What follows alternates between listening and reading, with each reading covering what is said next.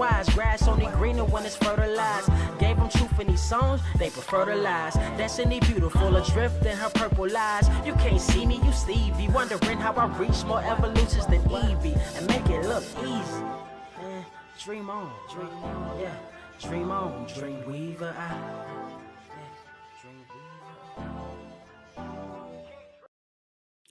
All right, what is up, Earth's mightiest subscribers? It is your boy Ernie, the Blerd Without Fear. Welcome back to the channel. Your eyes doth not deceive you. Today, Robo is not going to be here. I think this was something that came up last week. It was kind of a thing that came up off camera, but Robo is gonna be doing some DSA stuff today, so he is not gonna be able to make it. And honestly, I just didn't feel like depriving y'all of a live stream. So I decided that a thing that the thing we're probably gonna start doing is I'm just gonna start doing them solo. They just won't be Nerds of Culture, but it'll still be roughly same energy. But you know, that's just how we do. That's just how we do. We're gonna be going solo dolo today. We're gonna be chilling. It's gonna be a little more relaxed. Gonna be a little more this is I mean, honestly, it's always kind of relaxed. But yeah, you guys know how we do. That said, we're gonna be doing our thing. We're still gonna be talking about Supergirl spoilers. We're gonna talk a little bit about we'll most likely be talking about X-Men X-Men 97 season 2 a little bit. Probably not gonna go into full spoilers on that because, well, for one, they literally just came out, but also because I literally spent the majority of yesterday and today editing full episode reactions to each of those. So you'll be getting those here at some point, maybe, possibly. I don't know. But that said, yeah, man, I hope everyone's having a good day. And welcome to the first episode of the solo run. Here, I do kind of want to mess with something though right quick, because as you know, as some of y'all know that I am wont to do, I like to do a little, I like to do a little, art and stuff. So probably kind of in between shit that we're talking about, I will probably be drawing, because that's kind of what I've been doing, like, pretty much all the time, like literally all the time. Like, I don't really do much else, honestly, these days. I'm always just kind of doodling, for lack of a better way to put it. But yeah, we'll be doing a little bit of that, a little bit of this. We'll be doing a little bit of this and a little bit of that. So yeah, there you go. Wait, where'd my shit go? There we go. Okay, I guess. We'll mess with that here in just a minute. But anyway, let's do, first and foremost, let me open up some shit. Let me actually act like I'm a professional. I'm a professional YouTuber. I swear to God that I am. But that said, let's see here. What's this right here? Boom. So just finished first episode. All I gotta say is Marvel better cut Rick Remender and Jerome Pena a check. They actually gotta cut a few people a check. Going past the first episode, you go into that second episode, and I ain't gonna hold you. As much as I don't like Scott Lobdell gotta get owed a check. Peter David's estate gotta get owed a check. I'm sorry. It just is what it is. I don't make the I don't make the rules. Matter of fact, speaking of Larry Stroman is owed a check because them X Factor fits, y'all. I'm just saying, man. We back. That's right. Yes, that's right. We're gonna keep that same energy. You goddamn right. Yeah, you know how we do, man. We out here, you know. Look, I'm what's old girl from Blackpink? I'm like her when she did the solo song. Be like, I'm going so low.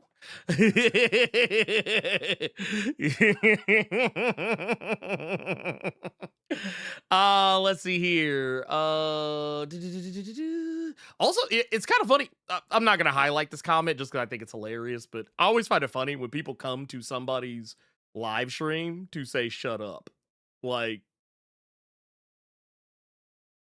okay, weirdo. Hey, we appreciate you, Screwface Capone. Appreciate you pulling up. Hey, that's the type. Look, we appreciate the energy, man. We appreciate that shit. Um.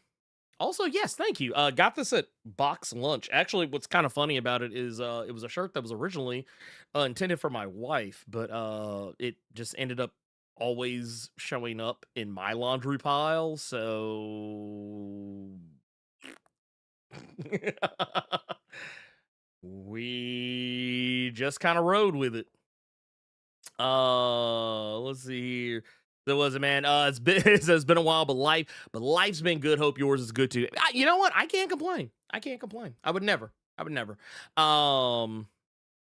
Uh. Oh man, we've been good. We've been good. Uh, I didn't have any issue. I didn't have any issue with the dialogue in episode one. It was all pretty much on brand. No, I will say if there's any dialogue I had issue with, and I've been pretty vocal about this, was with Apocalypse. Not dialogue, but more just the voice. I don't like I'm not feeling Ross Marquand as Apocalypse. I think they should have let the other guy. Oh my god, why am I blanking on this man's name? Let's see here. The guy that does the voice of En Sabanur. Honestly, I'm not gonna hold you. I don't even like Ross Marquand's Xavier either, but that's another story altogether. Not a huge fan of his not a huge fan of not a huge fan. Not a huge fan. But that said, yeah, what was the guy's name? The guy they got doing in Sabanura's voice from like back like in the like what was it 3000. I like that guy. That guy's good. They should just gave it to him. Let him have it. You could put that motherfucker's voice in Fairlight. It's a wrap. Did I like the 90s X-Men cartoon? Well, I mean, duh. Didn't everybody? Let's see here.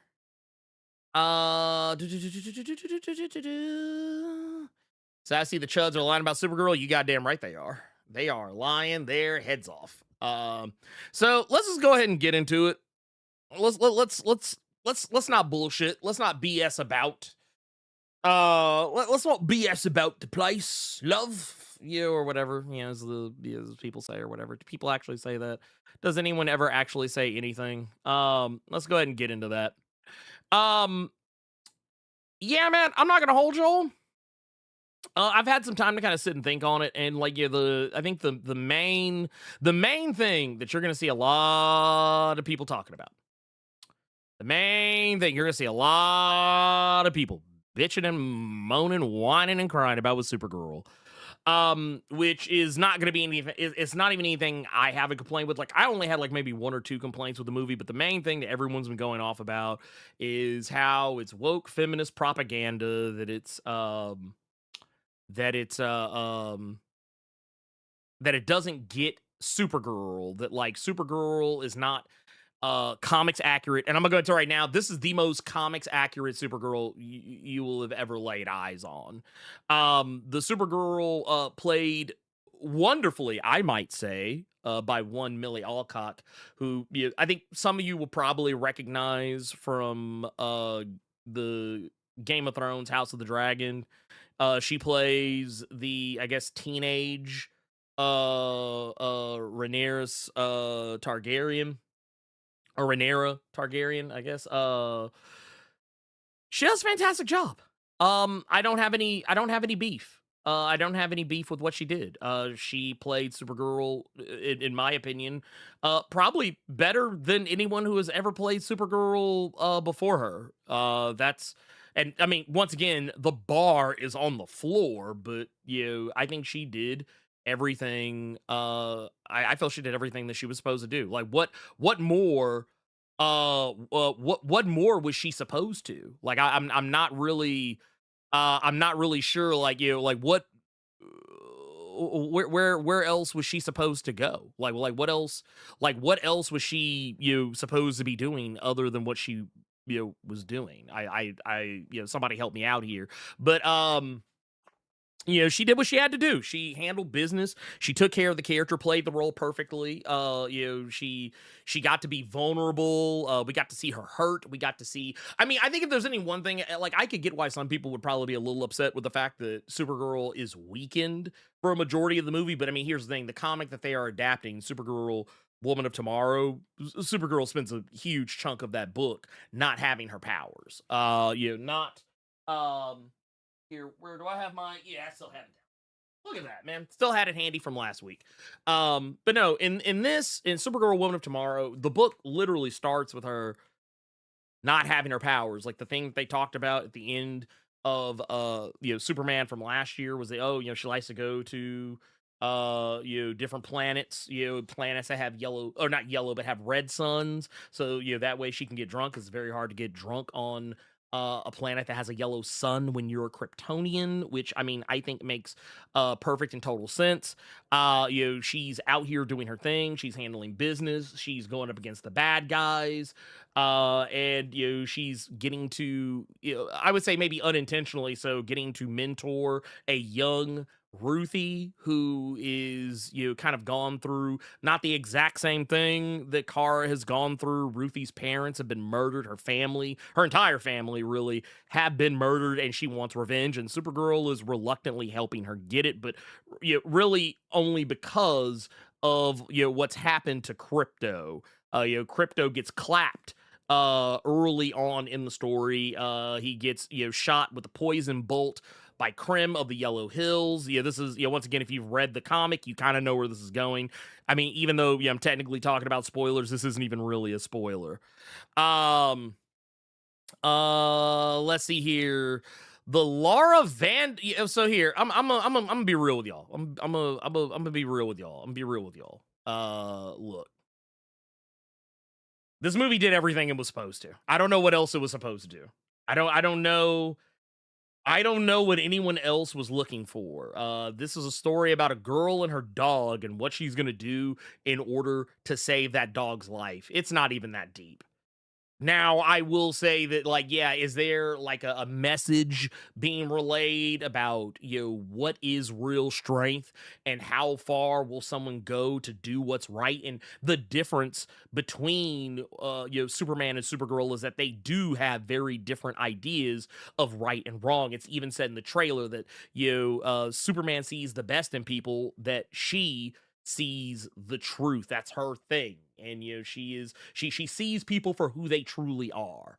And and that's not really a stretch. That's not really a stretch. But yeah. That said, as far as the rest of it goes, let's see here. Well, I mean, here's the thing about Lobo. Lobo's not even in the actual comic. I think they just put Lobo in there to like kind of set up the larger universe. It's not Lobo's story. He was in that movie about as much as he needed to be. Like, honestly, he was in the movie more than I thought he would be.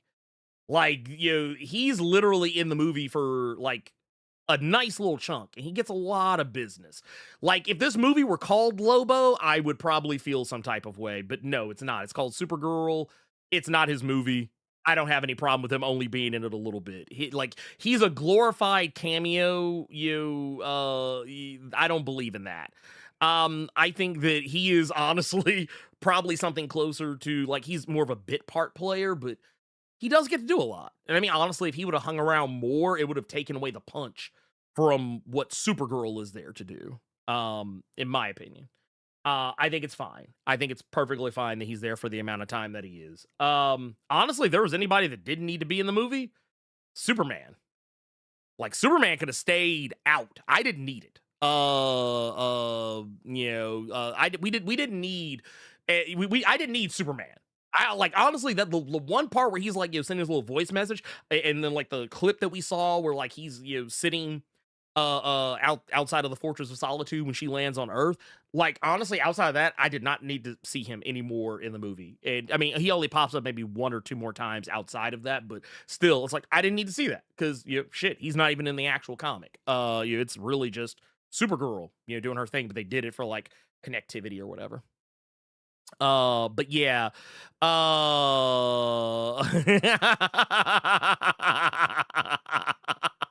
I ain't gonna hold you. No, I saw the same thing. I had the same feel. I was like, man, look. I was like, there's no fucking way. There's no fucking way. Let's see. I will. You know what? You know what? I will give you this. I will give you this. Yes. Well, wait. I'm trying to remember. Did they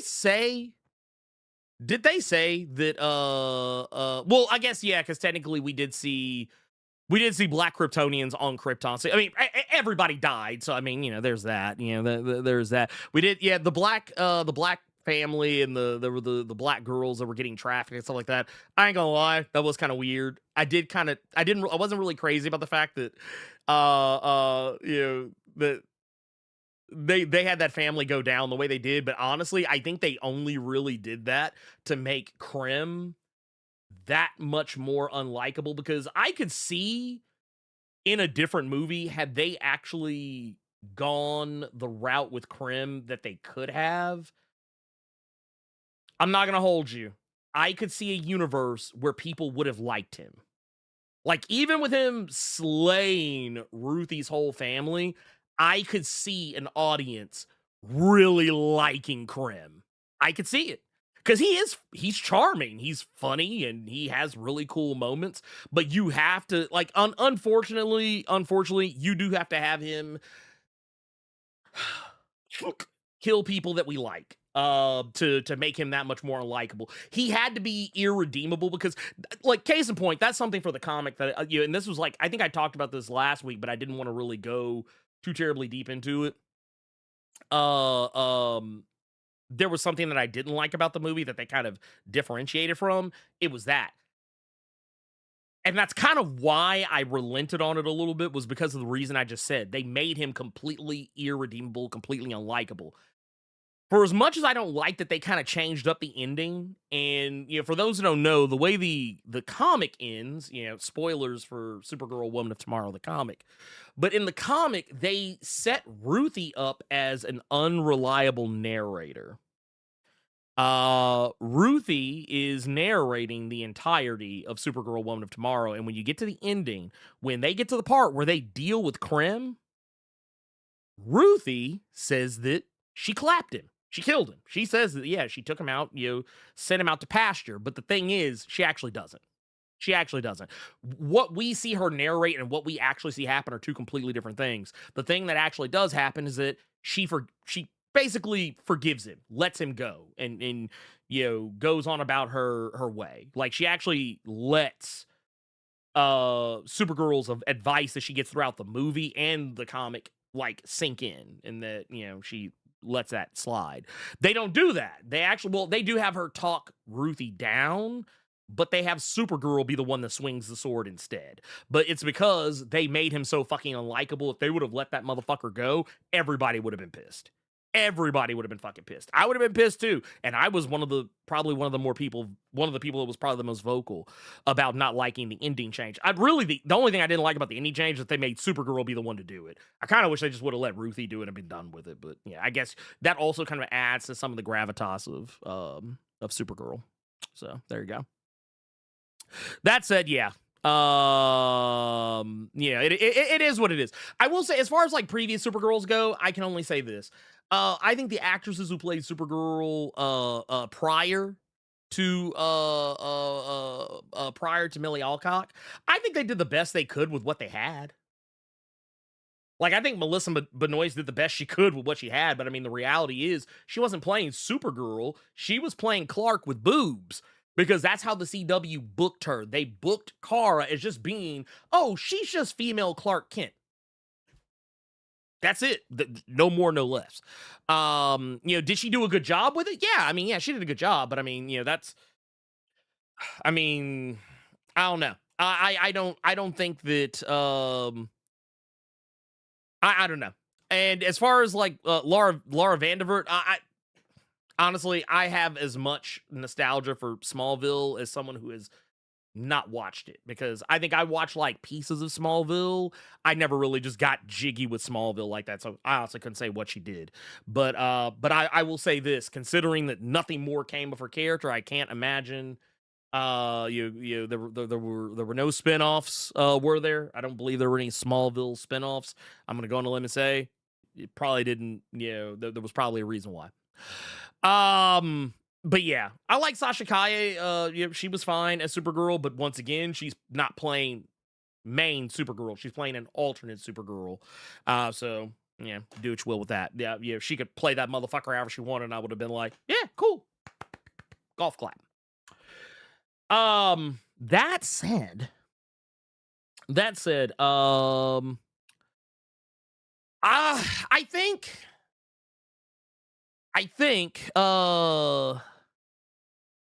it didn't need to be at the deletion of a black family, but I mean, I don't think it would have made a difference one way or the other, whether they were black, white, blue, green, or whatever. Yeah, I don't like that's one of those where,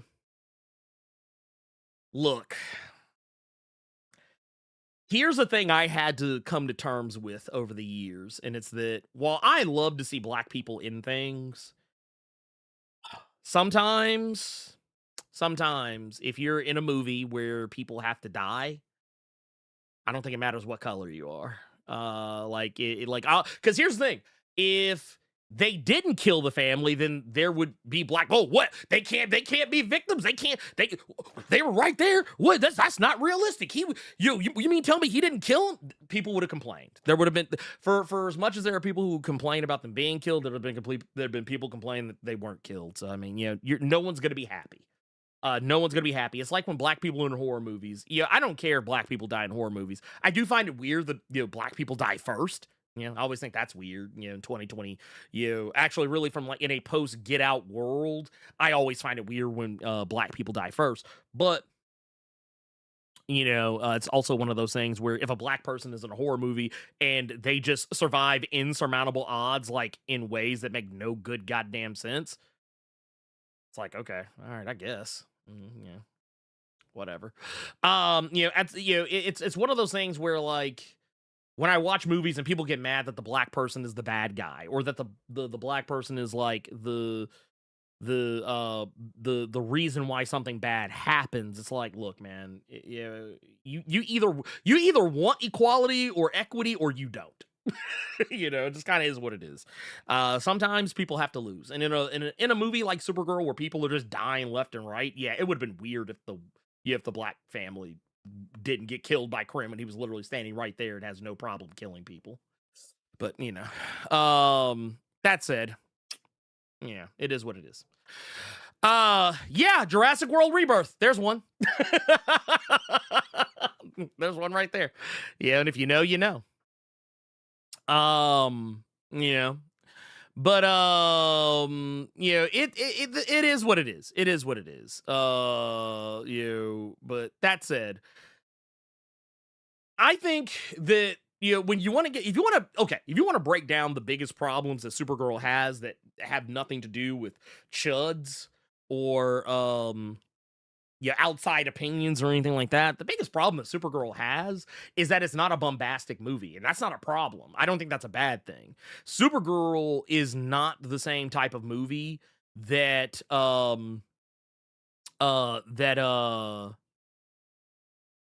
that Superman was of last year. It's just not. And I think people went into this movie thinking that it was going to be. They thought, oh, this is going to be just like the Superman we got last year. It's like, no, it can't be.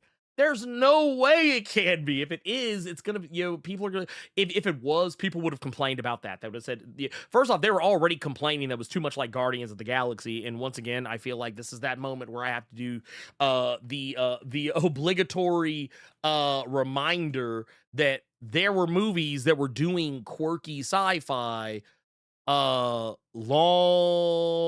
before Supergirl or Guardians of the Galaxy or what was the other one, the most recent Predator movie, shit like that. Like, people forget that the Adventures of Buckaroo Banzai Across the Eighth Dimension happened before. That was a movie that literally did Guardians of the Galaxy before Guardians of the Galaxy. And if you look at like Flash Gordon, it's going to be the same thing. Flash Gordon that came before. Flash Gordon did quirky sci-fi. Which is honestly, Flash Gordon and Buckaroo Banzai are what Guardians of the Galaxy are trying to be. Yeah, it is what it is. Yeah. Outlaw Star, which also came before the Guardians of the Galaxy movies. I mean, honestly, I would be remiss if I didn't say that Guardians of the Galaxy is literally the closest you might ever get to a live action Outlaw Star. Just maybe minus the magic bullets. Yeah. But yeah, I think the sooner that we accept that, the sooner that we realize that not every sci-fi movie that has like retro songs in it is Guardians of the Galaxy. I think the better off we're all going to be. I think personally. Also, I think the sooner we start paying attention to credits, I think we'll be better off too, because I've seen a lot of people claiming that Supergirl was written and directed by James Gunn, and it is not. It's actually directed by Craig Gillespie. Matter of fact, his name is literally all over the credits. Anna Nagara is also the writer of this movie as well. So I think the sooner that we start accepting that James Gunn is not behind this movie, like it's like people were so quick to say that James Gunn made the movie that they ran into it expecting to be like a James Gunn movie and then blamed it for not being a James Gunn movie, while also saying that it's bad because it's a James Gunn movie. People aren't serious.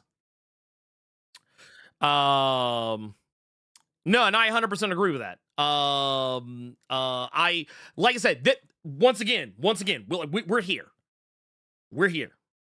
I said the same thing. I don't like Kara being the one who swung the sword, because for one, it cheapens Kara. For two, it cheapens Ruthie's development as a character, because look, if you're gonna tell her not to kill the character and then have Kara kill the character anyway, it's okay. It's like, okay, now we're sending mixed signals, we're sending mixed messages, because I'm pretty sure this comes up later. I'm pretty sure this has to come up later. But it is what it is. It is what it is. Yeah, they really do need to get off James Gunn's back, because I'm gonna be honest with you, it's gotten real old. It's gotten very fucking old. I'm kind of over it. Firefly is another one. Firefly, I'm like, if you really, matter of fact, just because of the Joss Whedonification of the MCU very early on before he got ousted as a piece of shit, I would go as far as to say that Firefly probably had a lot of influence on Guardians of the Galaxy. But knowing James Gunn being the person that he is and the things that he grew up with, I know 100% that motherfucker was channeling Flash Gordon and Guardians of the Galaxy. Because let's see here. I want to see here. Let's do a little research here. I want to do a little research here. James Gunn age. Okay, so right here, bam. James Gunn. James Gunn's 59 years old. Man is 59 years old. He classifies as an old head. This motherfucker's older than me. So I know for a fact that motherfucker was channeling Flash Gordon. I promise you. I promise you. Fucking promise you.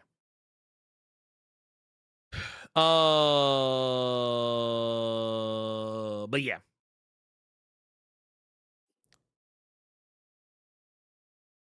Okay, so here's the thing, and here, okay, let me correct something. Let me correct something because I think this is something that needs to be said. Since since we're on a spoiler show, I don't feel bad about doing this.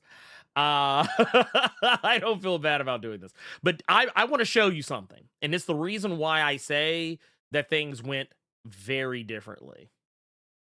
Um, yeah, just being very real with you. So here's the deal. Let's go take a look. Let's go take a look at the last page. Let's go take a look at the last page.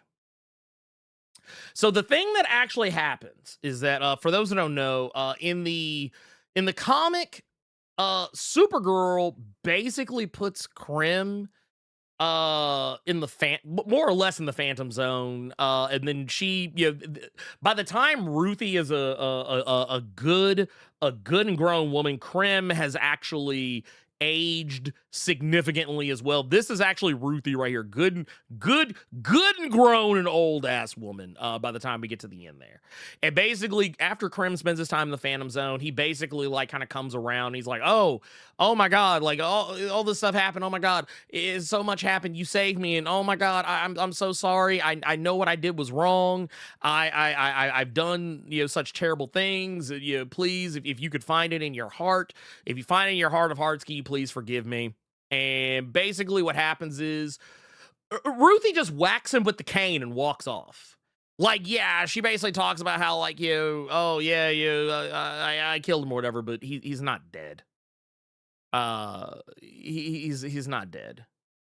Like, because look at what she said. She says instead, she moved her sword swiftly through the air and stabbed down and through his chest of the kneeling brigand. And after it was done, she returned the bloody blade to my hand.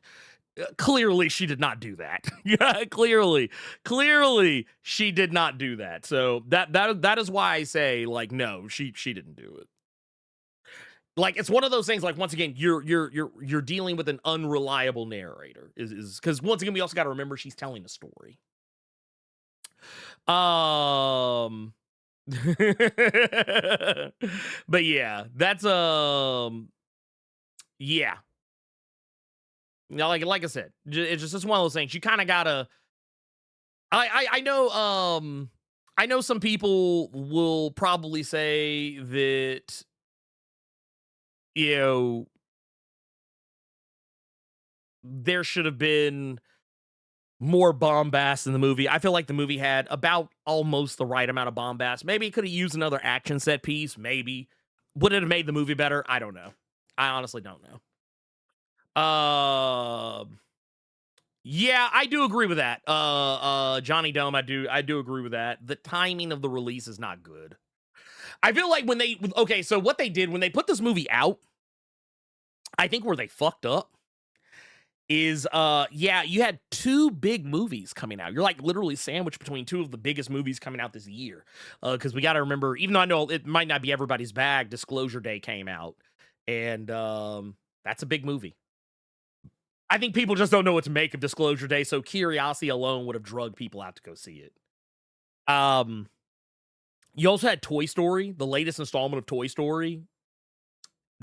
And honestly, Supergirl, while not necessarily a movie made especially for children, Toy Story is perfect counter programming for a movie like Supergirl, with like a movie that's, yeah, it's got some violence in it, but it's not quite as edgy as like a rated R film.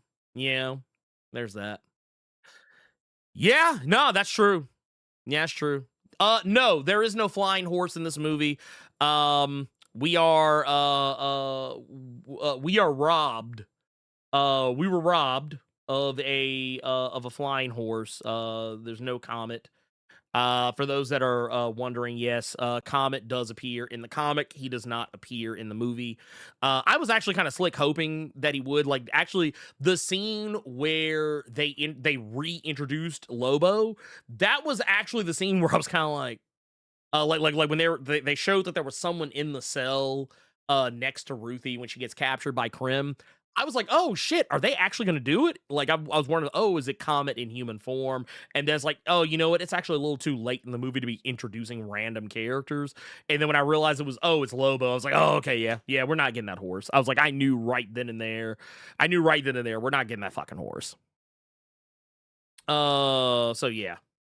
Yes, yes, the one and the same. One and the same. But yeah, yeah, that's what it is. Uh, let's see here. Just I don't get how, I don't understand how people say Gunn is killing the DCU like he barely made one or two movies. So here's the thing. So I'm gonna tell you why they're saying it. So despite okay, so let's talk about the properties that have released thus far. Superman. You got Supergirl, and then from the TV side of things, you got Creature Commandos and Peacemaker season 2. So here's the thing. If we're talking about universal appeal and what people have liked, people loved Superman for the most part, and people loved Creature Commandos. Reviews on Peacemaker season 2 are mixed. Reviews on Supergirl are mixed. But here's the thing, and this is the thing I think no one's taking into consideration, at least the people who are claiming that the DCU is being killed already, is the fact that most of the people who are complaining about the things that are happening in the DCU, the people like the biggest complainers, are the people who weren't going to like it anyway. And that's the thing. I think that's the thing that we need to start reminding people of when they start talking that bullshit. We need to start reminding these people that the folks that are claiming this is bad or that it's terrible, that it's propaganda, it's woke bullshit or whatever, these are the people who were never going to actually, like, first off, I don't even think those people who were talking about it even watched Supergirl. Because if they did, they probably would have had a different opinion. Maybe. It would have been a lot, like, it's actually, and this is something I think y'all need to understand about grifters and chuds. It's easier for them to lie when they don't actually know. That's why a lot of the times I've seen it. I've seen some people. I've seen some people reviewing that movie who have not actually seen it. I've seen some people out here claiming they went to go see the movie, but they didn't. And they're making videos. They're doing live streams talking about how they synced it. And they're pretending that they saw it. And the second you ask them a question, one that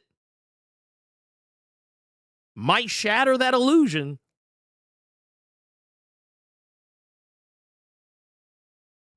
I'm just saying. I'm just saying. I'm just saying. Uh, and yeah, and this is what it is. They're going to be the people who complain the most, and because they're the loudest, people are going to listen and think, "Oh, that must mean everybody dislikes it." It's like, no, that's not the case. I promise you, it's not the case. And yeah, exactly. The rage baiters. Their opinion does not matter. It does not matter.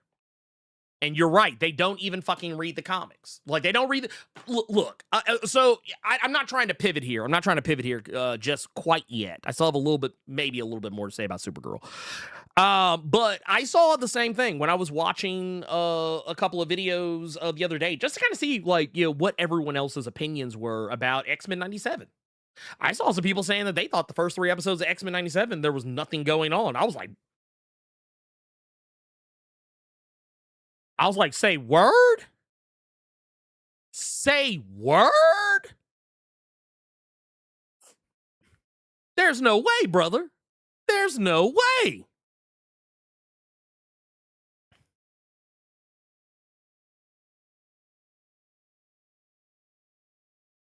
Like, oh no, right there, that right there. This is another one. Like, if you, like, I've seen people fold when asked very specific questions.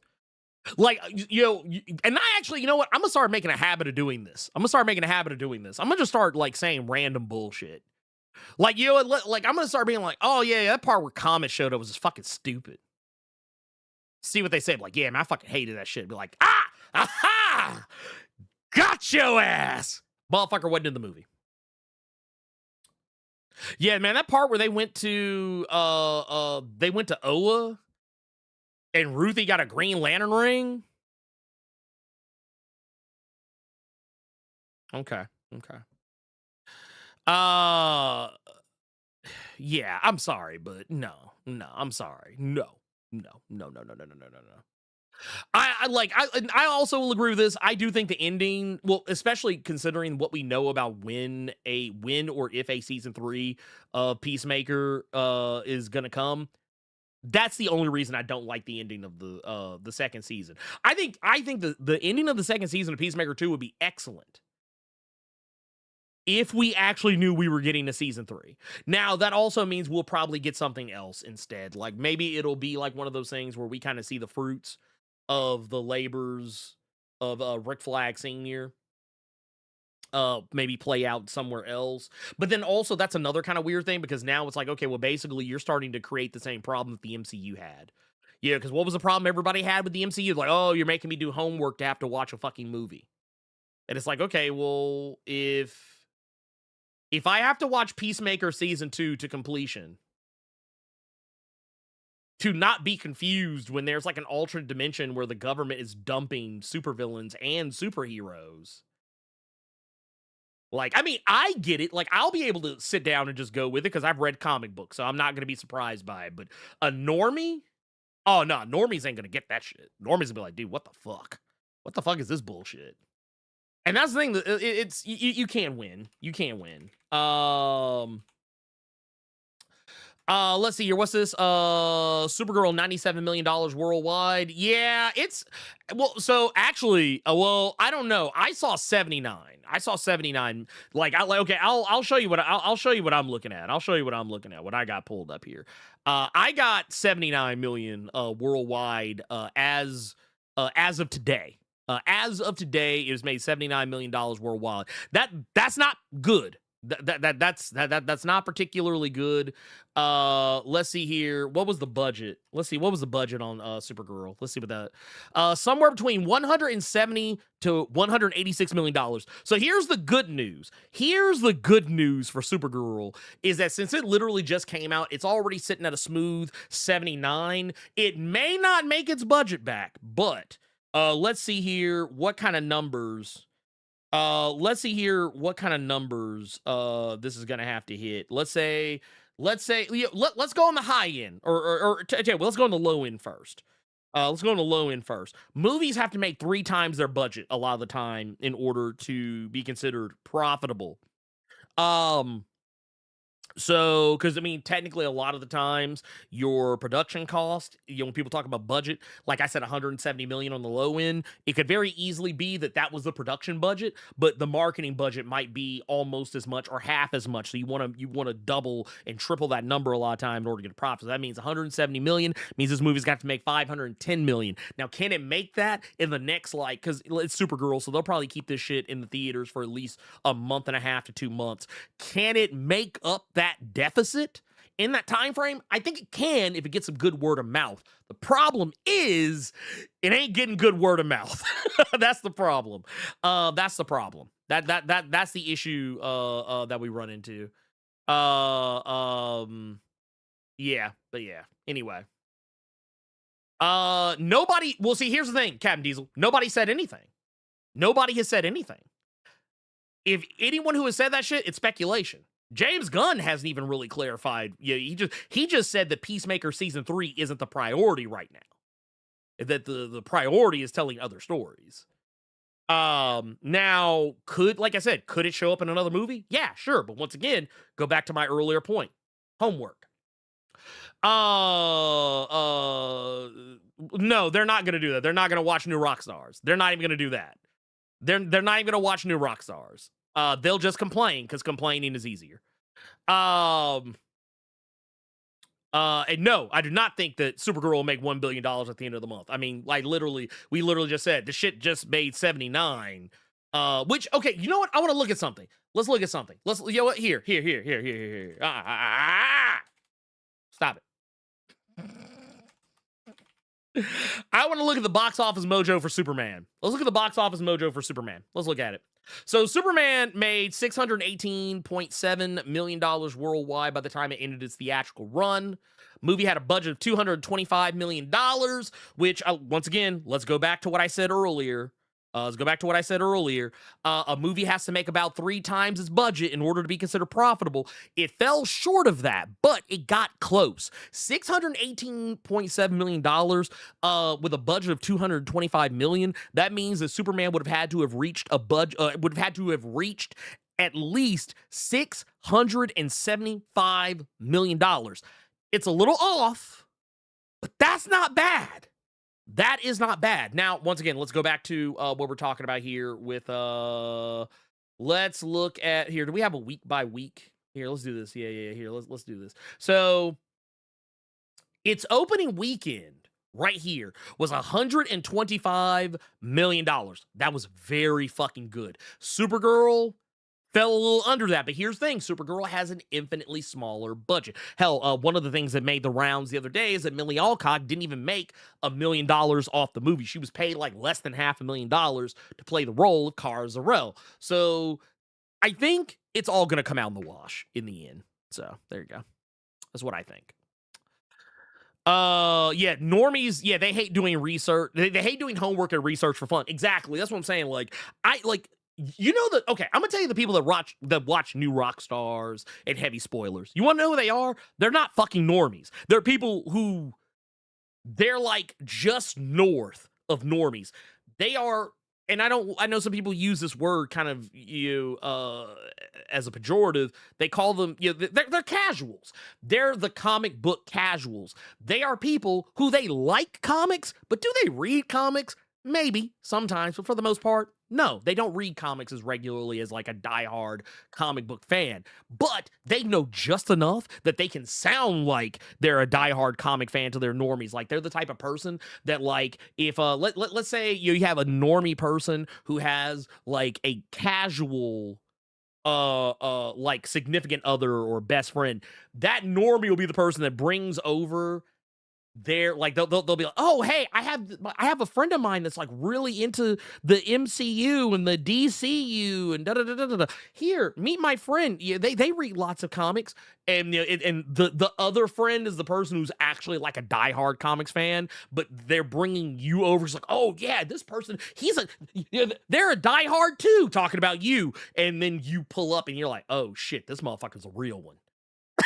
That's the type of person they are. It's like remember that old joke about the Chrysler 300? Cat Williams said, you talk about how, oh man, everybody loves a Chrysler 300 because it looks like a Phantom, and it's like a Chrysler 300 looks like a Phantom until a Phantom pull up. That's basically what it is that. It's literally that. These casuals are like, it's basically the difference between a Chrysler 300 and a Phantom. It's the Chrysler 300s of the world that are watching Heavy Spoilers and New Rock Stars and all the other bullshit. It's not actual people who give a fuck about comics, and it for damn sure. Normies don't even know Heavy Spoilers and New Rock Stars exist. They don't know. They have no idea. I promise you they don't. Let's see. Yeah, exactly. No, that's it's if you give them a copy of Harrow County or Saga, they'll ask, when does Spider-Man appear? We're the superheroes. That's exactly what's going to happen. I promise you. I'm just saying. Let's see here.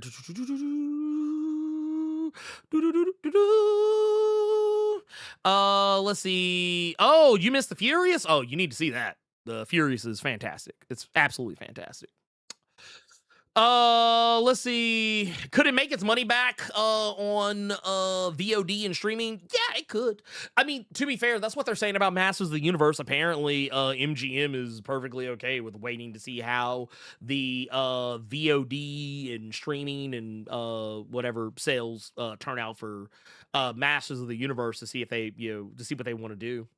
So, I mean, I think maybe the DC Studios crew might look at Supergirl that way too. I mean, honestly, I think that's kind of the best thing to do. I think that going by box office sales is kind of tricky in this economy and in this day and age where people don't really go to the movie theater like that anymore. But yeah. Yep. And see, this doesn't even count either. This doesn't count either because You said they more than likely read as a kid. They weren't reading. They were looking at the picture. Stop making excuses for them. Stop making excuses for them. Stop it. Stop it. Just let them be bad. Let the bad guys be the bad guys. They're not bad people, but I mean, but real talk. They're not doing.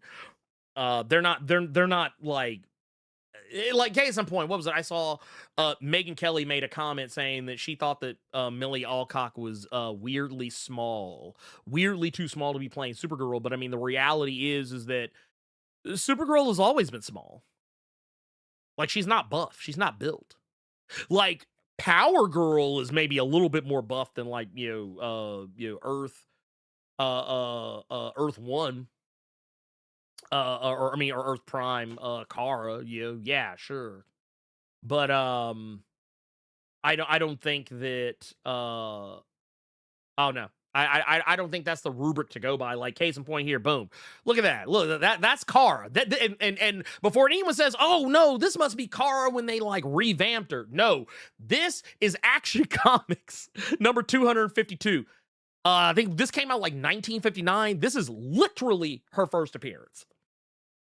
This is literally her first appearance. She is small. She was small then. She is small now. So we need to cut the bullshit on that. Cut the bullshit on that. And even if you want to go to this version of Supergirl, from like what was this? This is from like 19. It was like, I think it was like 1983, maybe. Yeah, even this Supergirl she's small too. Like, if you see her standing next to Superman, you're gonna be like, oh goddamn, she little. So I mean, I'm just saying, like, yeah, like I'm sorry, but I don't know who needs to hear this.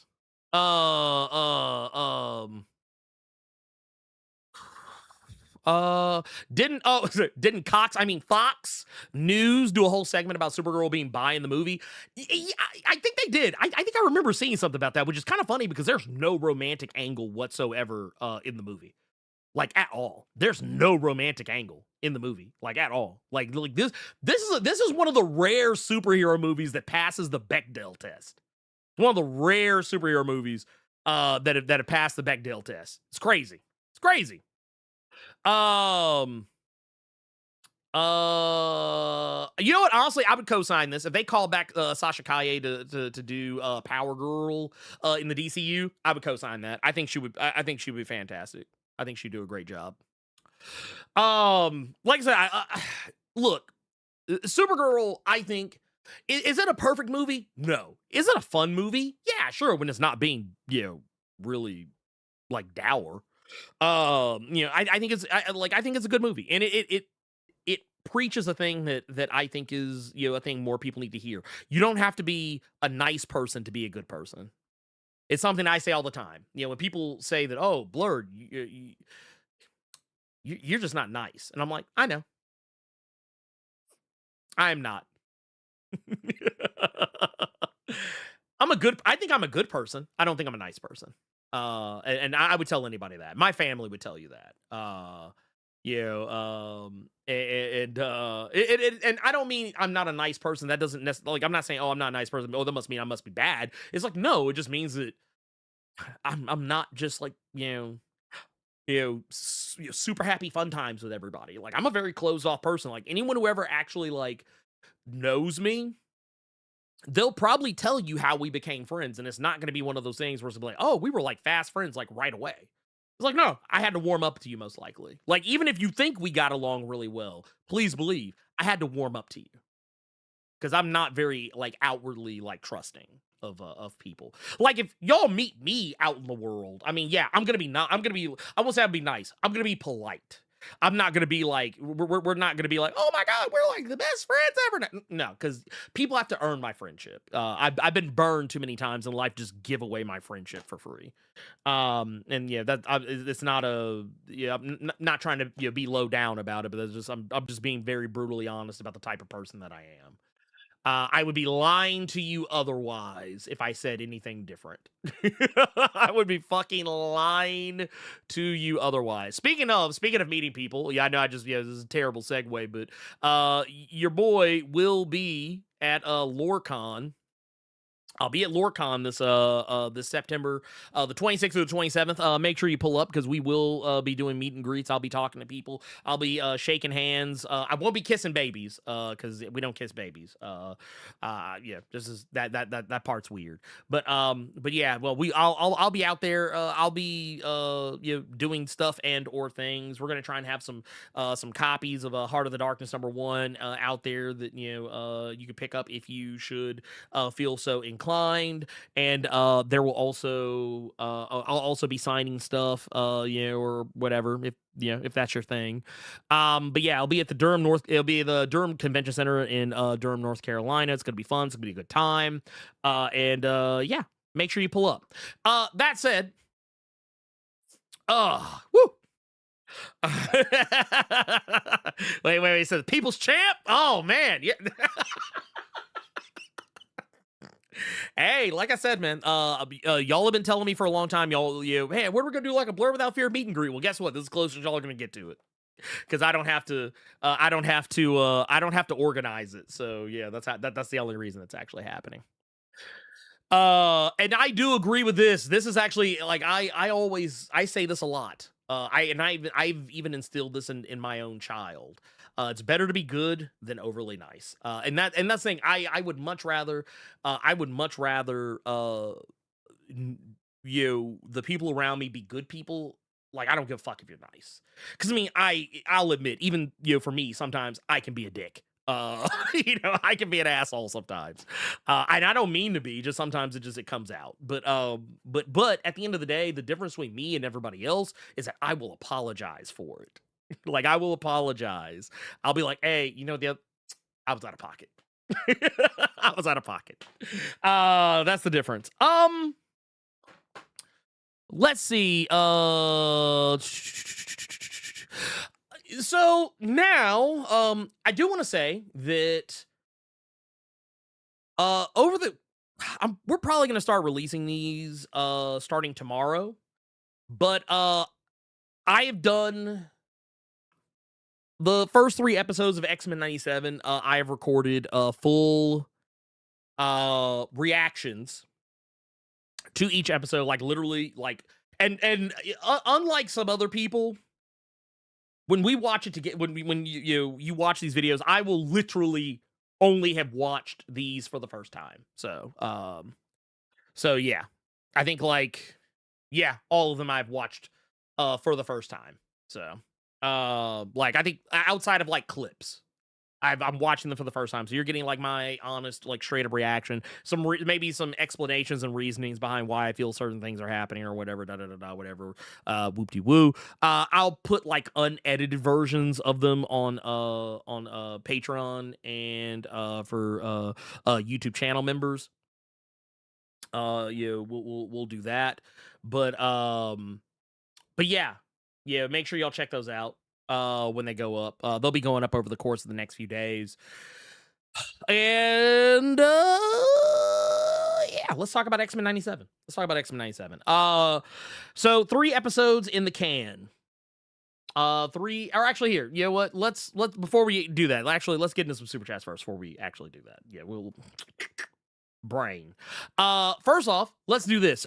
We got one here from Psalm 10 with the 499. Says, you hear about Tobey Maguire? He has a thing going on with Ice Spice. I had no idea this was a thing, and now I have so many questions. I have a lot of questions now. Where are we finding this information? Hold on, Tobey Maguire and Ice Spice. That is the strangest pairing. That would be the strangest pairing ever. Why are we doing this? Why is this happening?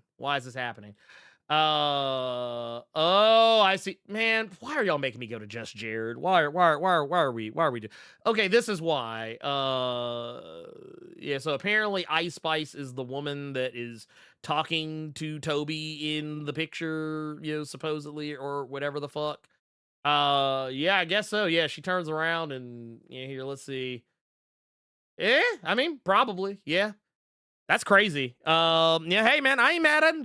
Do what he gotta do. I'm always trying to remember.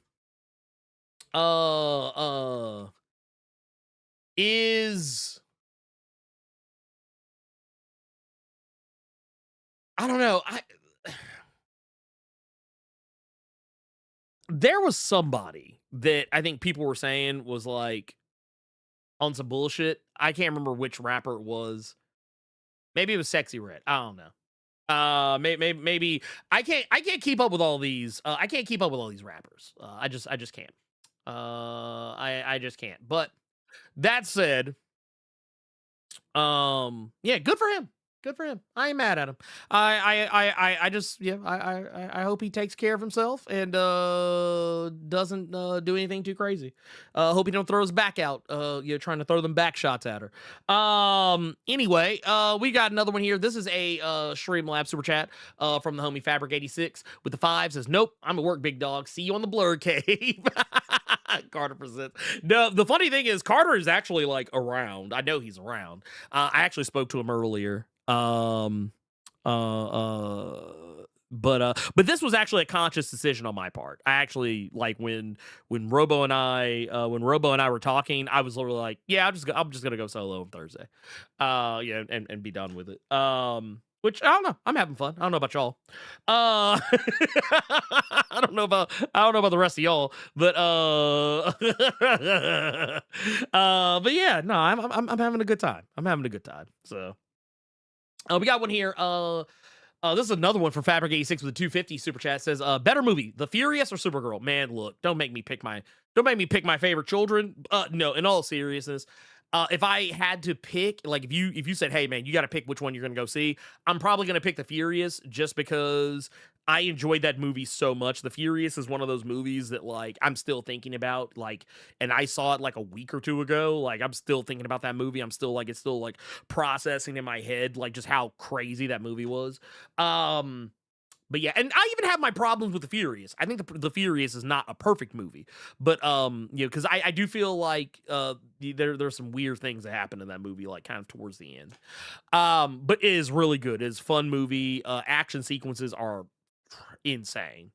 Um, and then we also got Shadow Sonic Silver out here with the 2 months in the Blur Club Diamond Mine. Says, if you could change the Orange Lantern's emotion away from greed/avarice, what would it be? And if not, how else would you depict greed and avarice outside possession, money, and material possession? I'm gonna be real with you. I don't know if I am creative enough. I don't know if I'm creative enough to come up with ways to depict that in a way that has not already been depicted in the comics. But I will definitely say that if I could change it, um, if I or you know what, I tell you what, if I could change it, instead of it being like greed, maybe I would, because somebody correct me if I'm wrong. Of the different spectrums of Lantern, um, I don't think do we have one that's about,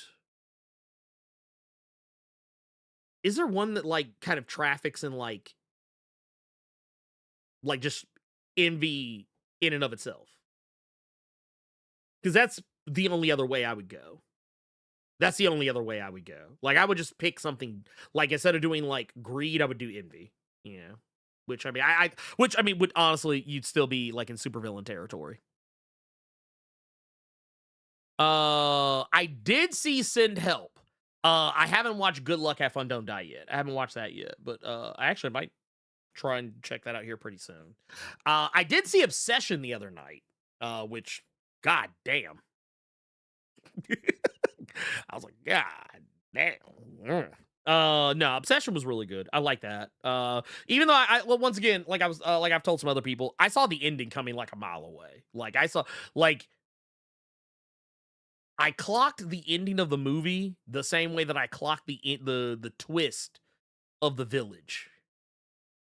I've told the story before, but when I saw The Village, M. Night Shyamalan's The Village, like way back, I remember when the movie started and it's zoomed in. The first shot you see when the movie opens up, it's zoomed in on a tombstone and it's showing like, someone's name and then like the year they're born, the year they died. And I leaned over to a buddy of mine and I said, wouldn't it be funny if this movie didn't take place in the time frame they said it did, that they that they say it does, that it's implied to have. And then when you get midway through the movie, it's like, oh shit, it doesn't. I did the same thing with Obsession. I was like, oh yeah, this is probably gonna wind up having to do ABC to get out of XYZ. And there you go. Have I had a chance to watch Leviticus yet? No, I have not. But that is on my radar. I really want to see that movie. Um, like the day that I saw the first time I saw a trailer for it, I was literally like, this looks like the gay Get Out, and I am so here for it. I need this.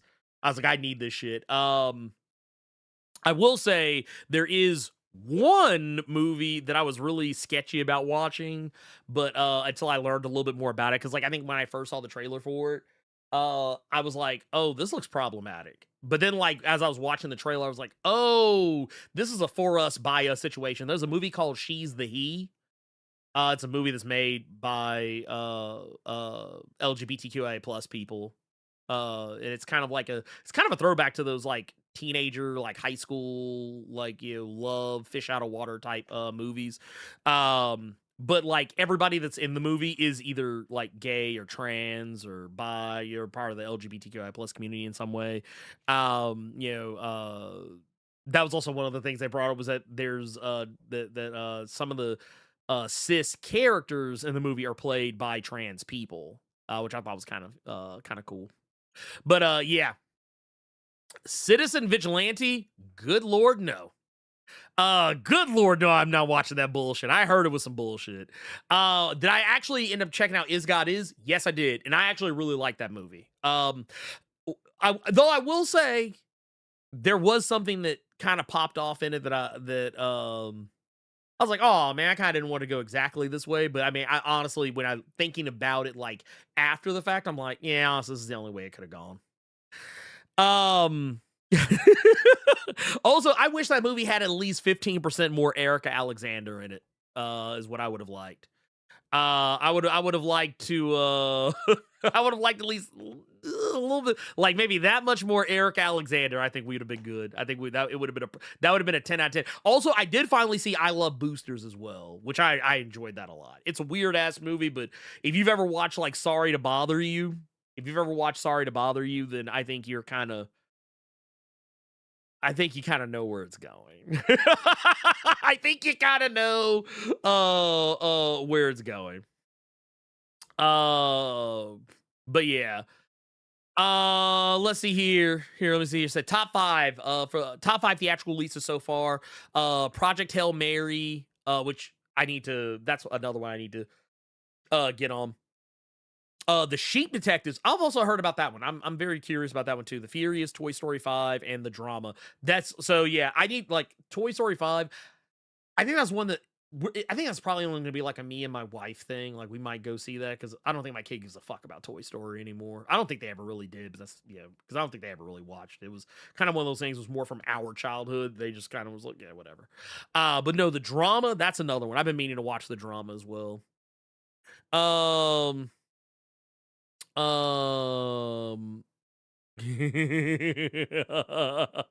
Wait, it says, what's wrong with Citizen Vigilante? I mean, I haven't seen it, just I want to know what's wrong with it. So basically, it's Uwe Boll, who, by the way, Uwe Boll is one of the worst directors in the history of cinema. The guy was notorious for making shithouse, low budget as fuck, like budgets lower than they should be for the thing he was trying to make.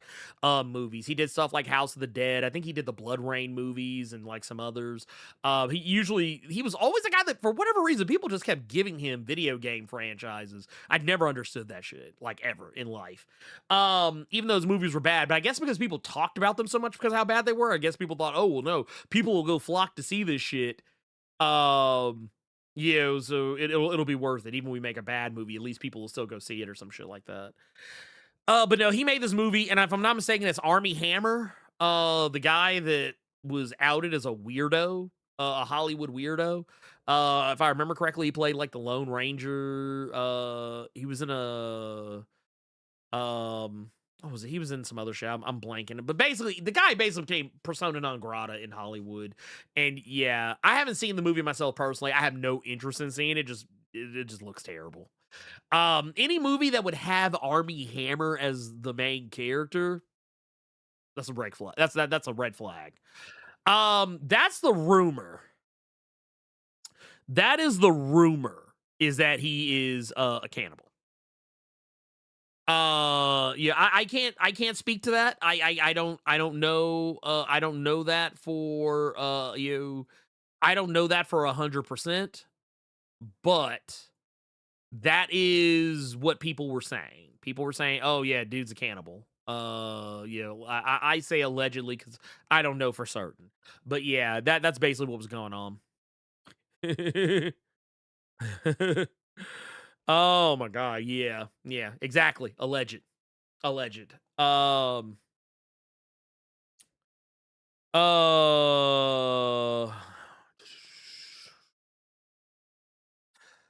Uh, what was the other? That was somewhere else I was going with that though. I don't remember. Anyway, that's what happens when you get old. Uh, but no, yeah, man. There's been some good movies though that have been coming out. A lot of good movies. And I'll be the first one to tell you, you know, there's also some good shit. There's also a lot of good television. Like I've become addicted to. There's a show called Maximum Pleasure Guaranteed.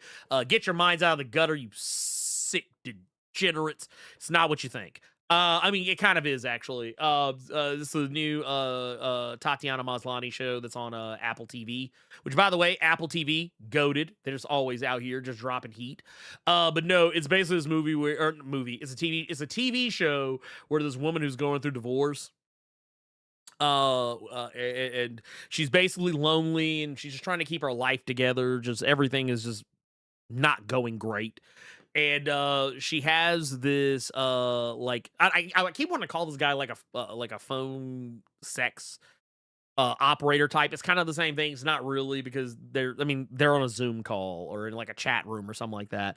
But you get the idea. Guy's a sex worker, and basically what happens is when she's talking to the dude, while they're having their conversation or whatever, they're having their time. Dude gets kidnapped. Dude gets kidnapped and ransomed for money, and that's all I should say about it from there. Like it all happens while she is watching it go down. And then like shenanigans abound from there on out. What was the other one? There was another show that I had I'd been kind of fucking with lately. Sugar. I love Sugar. Sugar is fantastic. That's that Colin Farrell joint. That's also on Apple TV. Interview with the Vampire, or rather the Vampire Lestat. You know, season 3 of Interview with the Vampire has been fantastic. House of the Dragon's been fantastic. What was it? There was another show that I was messing around with too that I was enjoying. Widow's Bay, which I finished. I need to start Cape Fear, but that's another story altogether. And I have yet to watch the final, not final, but the most recent season of From. I'm still kind of debating that one. Yes, Sugar is a noir style story, but I would say don't look up anything about Sugar. Don't look up anything about it. If you're gonna watch it, just watch it. Let the wildness just wash over you, because that's what I did. There was one point, like about a little more than halfway through the show, I was like,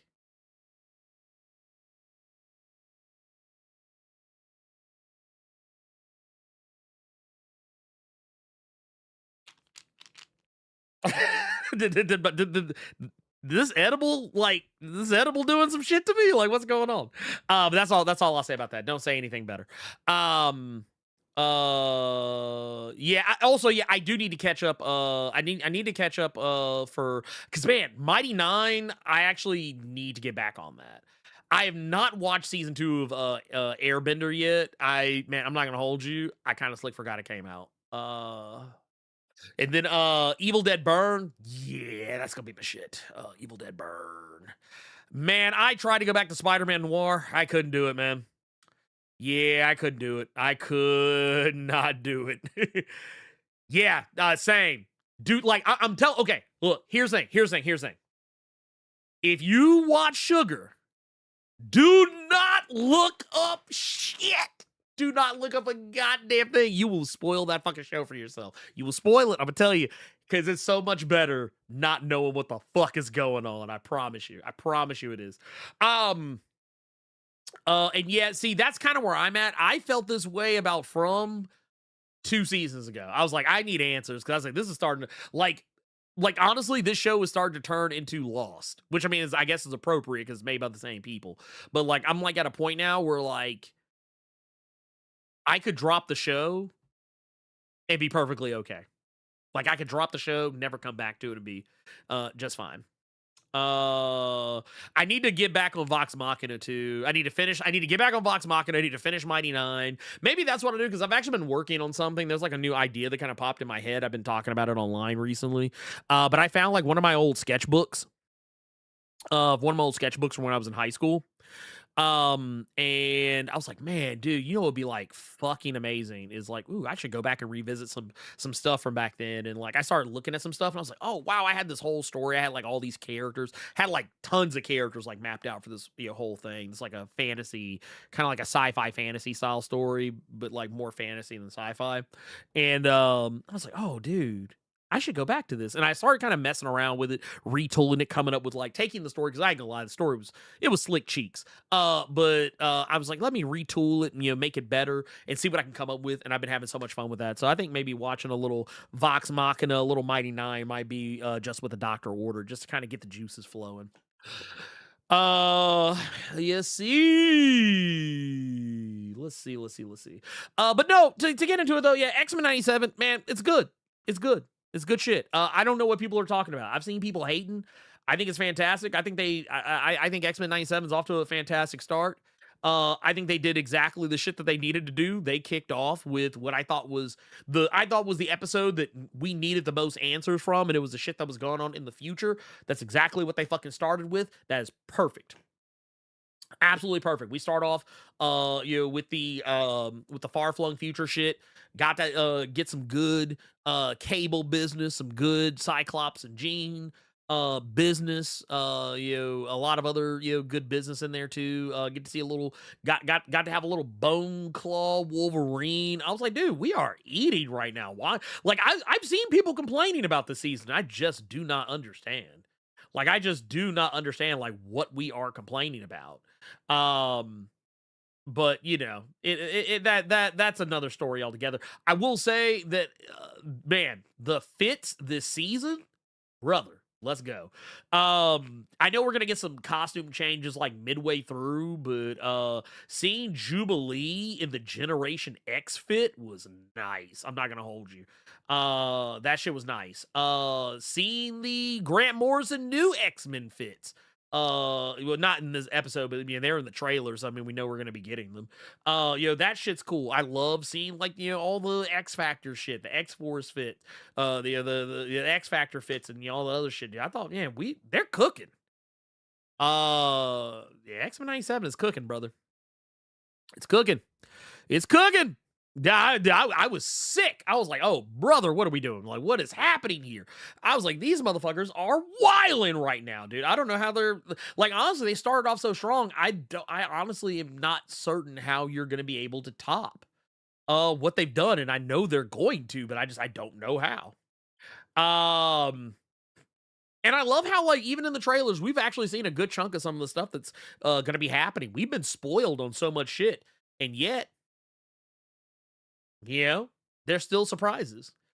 Case in point, but I think some of us got kind of caught up in the Bone Claw Wolverine of it all, but we're not even gonna have Bone Claw Wolverine for that long, I don't think, because I mean we know for a fact that Wolverine's gonna be in the brown and yellow fit with adamantium claws by the end of the season, minimum. So I mean. And that's not like even that's not even a spoiler. That shit's in the fucking trailer. We know that at some point, like I said, Scott, Jean, they're going to be in the new X-Men fits. So we know we're moving into the 2000s, into the aughts. Dude, I'm here for it, man. I love to see it. I will say I'm not crazy about X Factor basically being mutant catchers, but I mean that's another story altogether. Yeah, that's a whole other thing. Yeah, we can get past that, I guess. Maybe, possibly. Yeah, I did think that was funny. I haven't. The only thing I've seen Bo DeMaio do is post thirst traps. That's all I've seen that motherfucker do. And honestly, I don't think.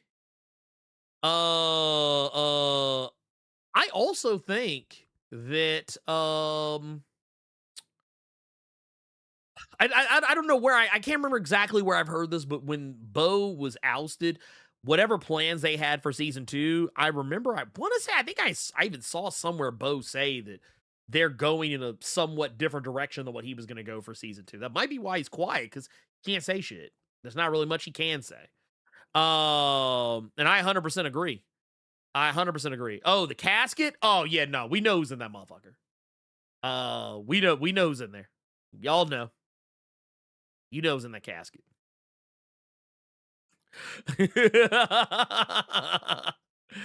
Oh. Yeah. He used to talk about Easter eggs, what comics to look at for the next episodes and shit. Though I won't lie. Sometimes he was bullshitting. Sometimes Bo was just saying shit. Because there were a few times where he did say, "Oh, we're gonna be doing so and so. So watch this or read this, da da da." And then you would go look at it and be like, "Oh, this ain't got shit to do with the fight." Whatever he's talking about. Honestly, I think Bo was just talking shit. Uh. Oh yeah, the Final Horseman. Yeah, that shit was wild. I ain't gonna hold you. He gets an EP credit because basically he was, even though technically he was removed, I think just by virtue of the fact that they're still using some of his shit, that he was there from the jump. I think that's the only reason why. I have a sneaking suspicion that when you get to like season 3, you're not gonna see his name on any of it. I think it's only because because technically they had already started work on X-Men 97 season 2 while he was still there. So and yes, I do agree. They probably did have to change, like, if not just for the reason of like changing because it's him, but because yeah, he probably would have spoiled it. And honestly, I don't, yeah, I don't know.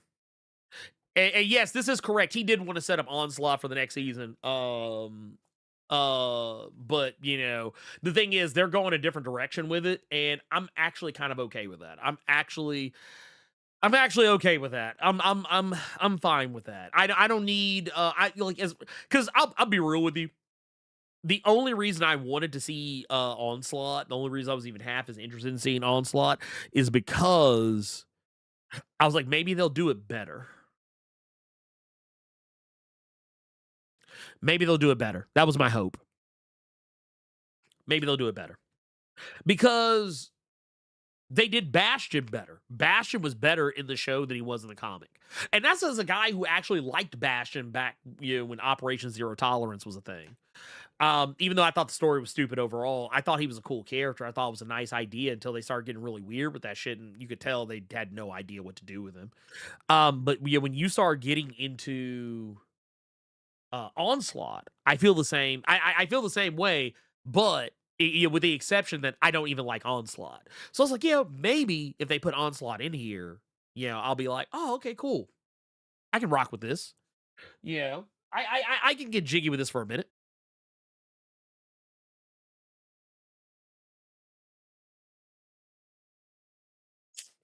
Sorry about that. Had to. I'm not well. Also, I'm a little under the weather. I apologize. Um, but no, we'll see. We'll see. We'll see. We'll see. I'm excited for it, though. I like the stuff we've seen. I like the cameos we've been seeing. Some of them are characters we've already seen before, like Dust and Nature Girl, and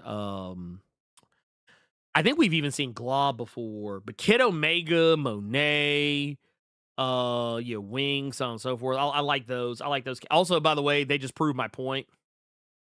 It's a black product now. They literally had 3 Negroes in the same scene in episode 2, so it's a black product now. Sorry. Apologies. But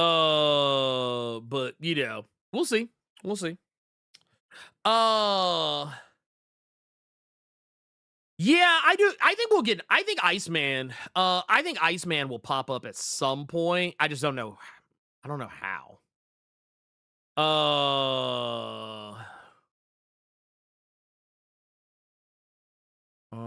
Also, be prepared because I think we're gonna get Holocaust or whatever name he goes by now.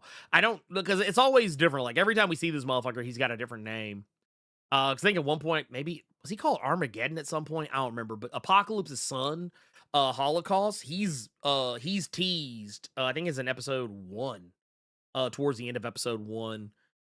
There's lots of little Easter eggs and shit that are thrown in there. Just it's gonna be good shit. Let's see. Yeah, no, they actually slick are. I honestly, I was kind of caught off guard by it just because I don't know. I guess I just wasn't really expecting it because I knew Gates McFadden was going to be Ascani in this season, but I kind of or was Ascani just period, and I kind of slick forgot. I was like, oh shit, wait a minute. I was like, why is her voice sound? I was like, oh, okay, yeah, it's Dr. Crusher. Okay, bet. Um. Let's see here. Wait, the guy who voiced Apocalypse voiced a guy on Castlevania anime on Netflix. Wait, which version of Apocalypse? Because there's 2 different voice actors for Apocalypse.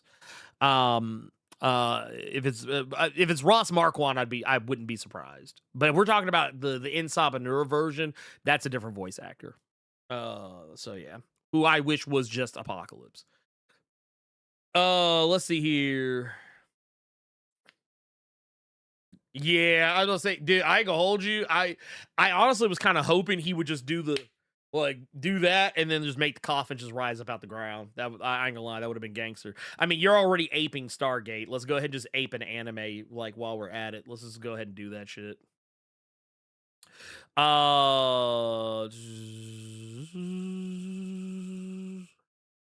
Then hold, I want to see something real quick. Hold up. Wait.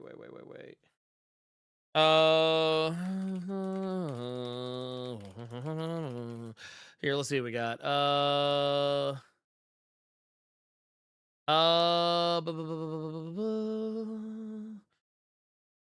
James Callis. Let's here. Let's do a little looking. So I was about to say, if it's I think we're talking about some different people here. I think we're definitely talking about some different people here because we got somebody different on the hold up, wait. Go back.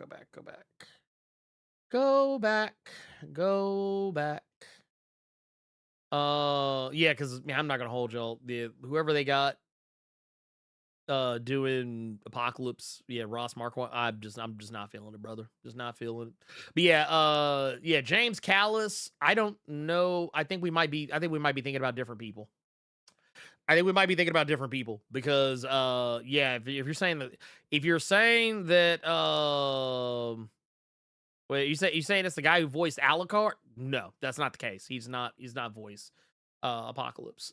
I don't think he's in X-Men 97 at all. But yeah. Like they're adapting the Age of Apocalypse storyline for this season for the first time in animation. Yeah, I mean they're actually doing it in a way that maybe it's a little bit. They're kind of doing it and kind of not doing it at the same time. It's like they kind of found. It's kind of like what they did with Operation Zero Tolerance. They're finding ways to adapt storylines without just going exactly 1-to-1. But I'm here for it. I like it. I'm with it. But yeah, no, James Callis is who does Alucard. It's Ross Marquand who's doing Apocalypse. Which I mean, it's fine. But I just I'm just not a which okay. This is what's funny about it is that under normal circumstances, I like Ross Marquand because for those who don't know, Ross Marquand was on The Walking Dead. That's where I originally knew him from. He's been in shit like Invincible, and he was in Avengers: Infinity War. He was the Red Skull in Avengers: Infinity War. And the thing is like he has like a good voice, but they got this dude doing the weirdest voices for X-Men. Because I still don't like Charles's voice. Because he voices Charles and Apocalypse, and I don't like either one of them voices. Good lord. They did a half-ass version of Age of Apocalypse. They did a half-ass version. Which is fine. It's fine. Uh,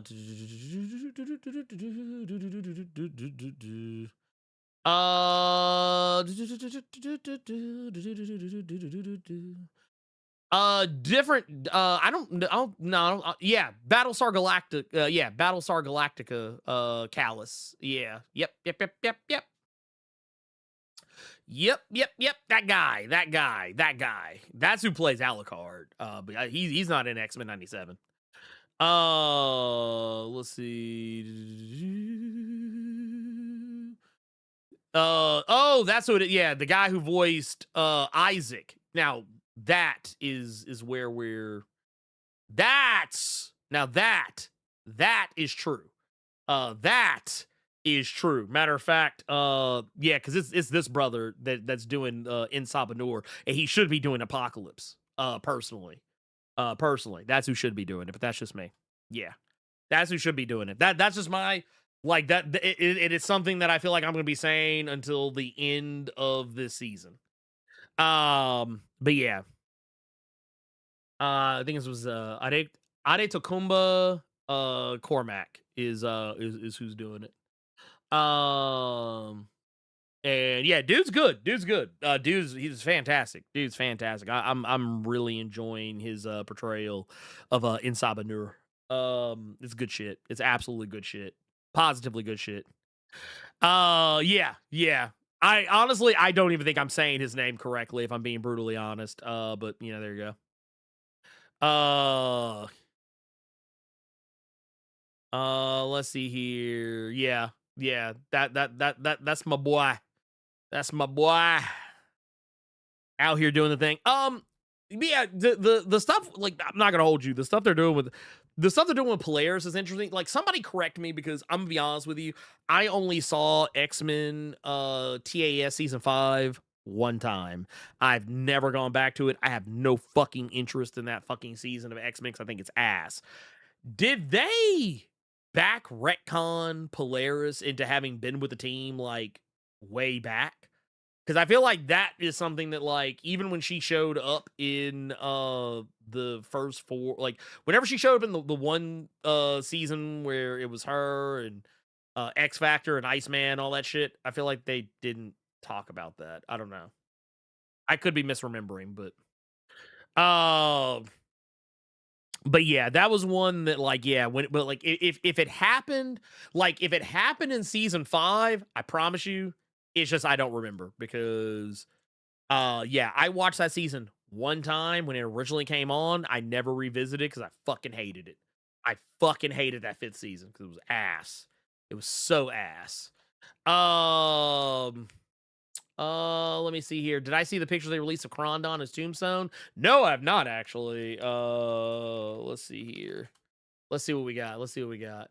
Like, are they legit? Are these pictures legit or are they AI? Did somebody put out some AI? Because if they put out some AI, I'm gonna be mad. Like I'm gonna be real mad if it's AI. Like I'm a like I might slick crash out. Not gonna hold you. Because everything I've seen so far has looked like bad Photoshop. Let's see here. Like, no, I remember them talking about her being on the team, like back with Bobby or whatever. Like, they'd never really like spent a whole heap of a lot of time like talking about it. It's kind of like the same way they did with Havoc and Cyclops. Like, they hint that they're brothers, but they never like say it. Like, they never like just be like, oh yeah, by the way. And neither one of them like talk like they've ever met before, you know, or whatever.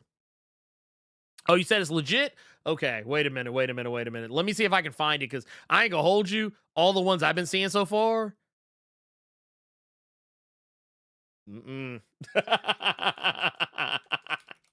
Here, let me see if I can. Here, I'm pulling it up. I'll pull it up. Spider-Man brand new day. Maybe if I do it like this, uh, maybe it'll pull up something legit. Ooh, Lord Child. Let's see. What's this? What's this? Oh, okay. Oh man, it's gonna make me go to X. Ugh, gross. It's like I don't want to go there. I hate that place. Oh damn. Okay, brother. All right, brother. Oh, brother. Lord, have mercy. Oh, they got that man with the fade too. Lord. Oh, wait, no, I got it with the tapered fro. Man got the tapered fro. What is this? It's craziness. I don't know. Man, goddamn. Um, says, yeah, they still don't know their brothers. Yeah, no, exactly. That's what I'm saying. Like, brother, what are we doing? What are we doing? No, they shot at each other. Like they shot their powers at each other, but didn't like there was no effect, and they just kind of stood there and were like, "Huh?" And then they don't never go anywhere with it. Just we might get Strife. I think we'll get Strife. I think we'll get Strife. But no, the thing I'm talking about, like the thing I'm kind of alluding to as far as like the Polaris stuff is because like if you watch that trailer, there's a scene in the trailer for this season of X-Men where Lorna is like there's a picture, like there's a picture, a portrait or some shit where obviously you can see like you can see like the one like that they showed like way back where it's like Iceman and everybody else, the teams together, but then you see that one where it's like Storm, Jean, and Polaris like all hugged up, and I'm like, I don't remember that from that episode, but I'm gonna take y'all's word for it. I'm gonna take it. Maybe I'll go back and watch that episode and see. But I was like, I don't know, man. I don't know about that. I don't know about that. I feel like we're adding context. I feel like we're adding things. Yes, she does. I believe she does. There's a few things. There's a few comments that get made that basically are kind of like, hey, see what we're doing? See what we're doing? It's a couple of those like that. We'll see. Yeah, so here's the funny thing. So that picture that I showed that was like this one. So yeah, it's the same actor that played Tobias Whale in Black Lightning. But here's the funny thing. He's actually already played Tombstone before. He actually played Tombstone in the first Spider-Verse movie. The thing is that he doesn't really talk. He just grunts a couple of times, and I think he says like maybe one thing, but at no point is it really ever obvious that it's him. So the fact that he might actually get to do something as Tombstone now is actually pretty cool.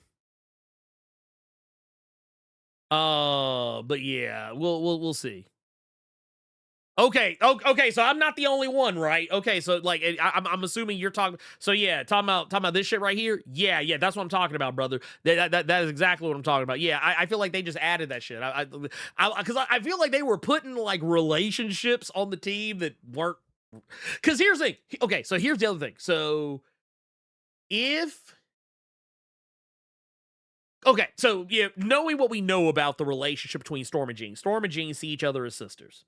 And they made it even more clear. Like, and this is a comics thing, but they made it even more clear because even in like the original 90s animated series, Storm and Jean, I mean, yeah, they were around each other, but Storm was always hanging out with Rogue more than she was hanging out with Jean a lot of the time, it seemed. But no, I thought it was interesting that they did this thing where where they in this series they brought back that hey, Jean and Storm are like this. And when you look at that picture, like once again, I'm gonna go back to that picture, you look at that shit, you see Storm, Jean, and Polaris all like hugged up, like you would be like, oh, these motherfuckers are close. They tight. I wonder if Polaris's relationship with Storm and Jean is anything similar. Like if they're are they going that route with it? Is that one of those things they're gonna try and be like, oh yeah, dude, they were like this, but it's like they never talk about her, so it's like it just makes it even more strange. But I mean, I don't know. I mean, I'm gonna go with it because I mean, fuck it, it's X-Men. I like it. But yeah, so yeah, right? No, not exactly. No, like I said, the show literally did so like okay. I think and some might agree or disagree. I don't know, but I think both the X-Men animated series and the X-Men movies, the Fox-Men movies, I think those movies did irreparable harm to how people perceive the X-Men. Or X-Men storylines and characters and like how shit's supposed to be.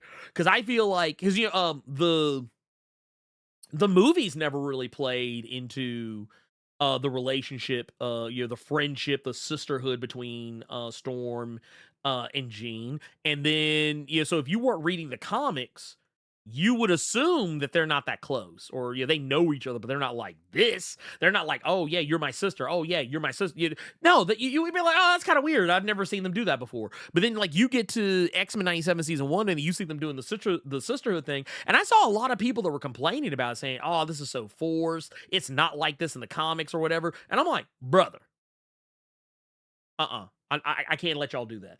I cannot. I will not have it. I will not have it. I will not have it though. I will not have it.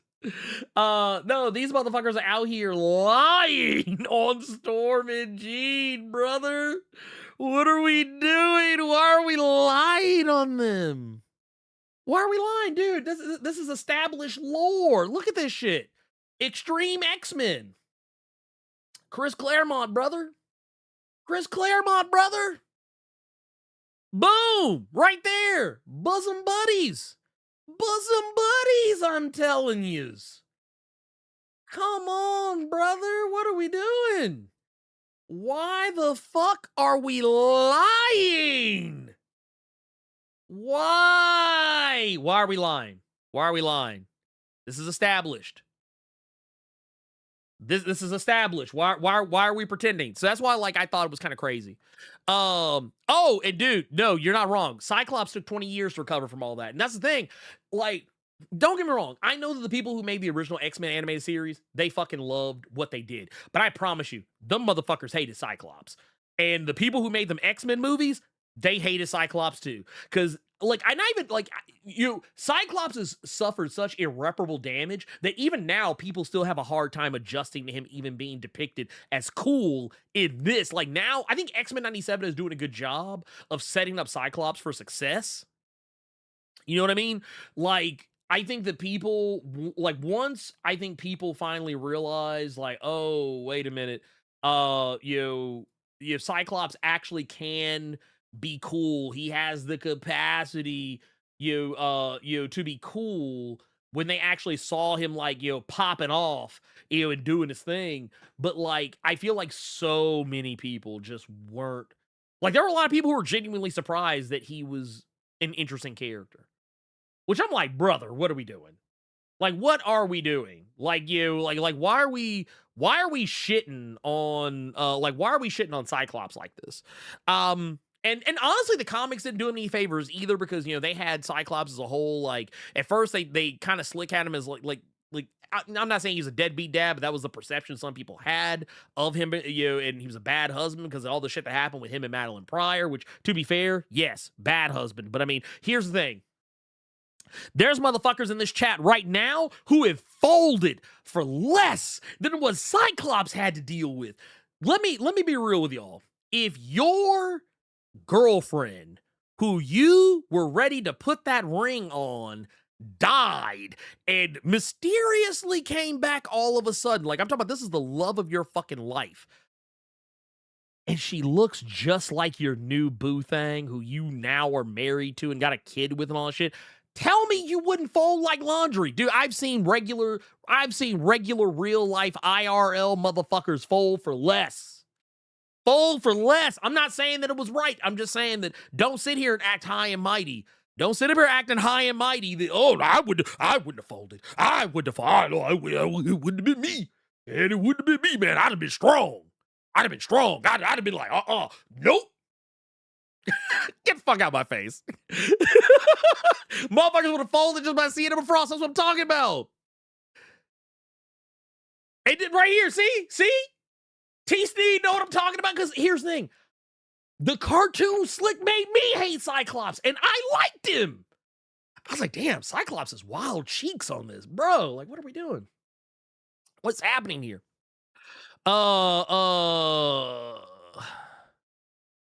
But yeah, no, the thing is Cyclops was good before then. It's just that, he like basically every time, like I'm gonna tell you what it is. Okay, I'm gonna tell you, you know what's that Simpsons meme? Like this, see, right here, this is the moment where you see his heart just get crushed. It's like, no, you know what it was? It's the moment where Wolverine just walks up to Cyclops and bow, punches him in the gut. It's like, I go where I wanna go. Like, or wherever the fuck it was he said to him.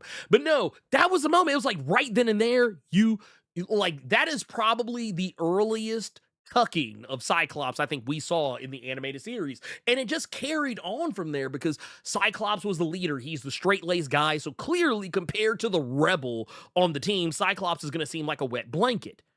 Yeah, he's going to be and the thing is, the leader is I ain't gonna hold you. Most of the world's most popular super teams, and even not super teams, just general ensemble cast of things, doesn't have to even be comic related. The leader is not always the coolest character. If you actually go back and look, the leader's usually probably one of the lamer characters. But the thing is, it's like the leader is leader because the leader isn't cool. He's the person who is he's the responsible one, and nobody thinks responsibility is cool, especially when they're a kid. No, he punched him for leaving Morph behind, but that's the thing though. That set a clear message. That set a clear message. And from that moment forward, all that, the pretty boy, and all that other shit, all that did was make Cyclops look weak. That's all it did. Yeah, I'm okay. First off, Alex is not rehabable. You can't rehab Alex Summers, and that's just the reality. I'm sorry, you can't. You just can't. I wish it was. I wish it was the other way, but we just can't. That motherfucker is just down bad. That motherfucker's just down bad. Yeah, that was it. That was when it all went downhill. Well, yeah, here's the thing. He was I remember when that shit came, or I don't remember because I wasn't even to keep it a buck. When that shit was popping off, I was not actively reading X-Men right then. But when I did start reading X-Men and went back and looked at that shit, I was like, brother, nobody's gonna say anything. All of y'all are sus to me right now. Everybody on the X-Men is sus. Everybody. 5 demerits. What was that? I'm gonna pull that Charles shit on y'all. 5 demerits to everybody. Demerits to everybody who didn't say anything, who just let this shit go. Y'all just let this man run right off in the sunset with a woman who looks eerily like, and I don't mean just looks like, literally looks like literally spitting image of your dead ex-girlfriend, bruh. I mean, they tried, but they didn't try hard enough.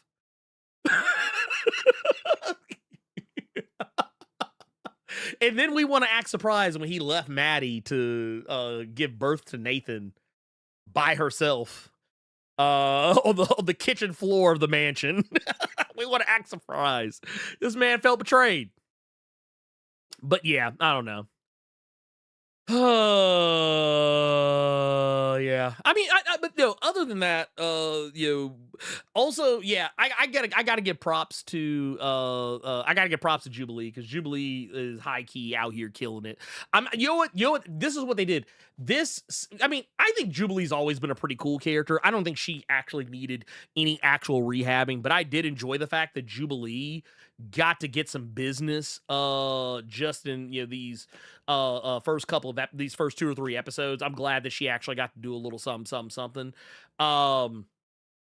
because there is a similar perception about her that I think gets forgotten about. I think a lot of times people just see her and they think, oh yeah, she just does fireworks. But I mean, here's the thing. She kind of got to have that moment. She got to have that Cyclops moment, just like how Cyclops had his moment in season 1 where he got to fall out of the plane and use the beams to like break his fall, and he's like using beams to like slip slide all over the place and shit and just doing it all kind of crazy tricks. Jubilee got to have that moment in this premiere.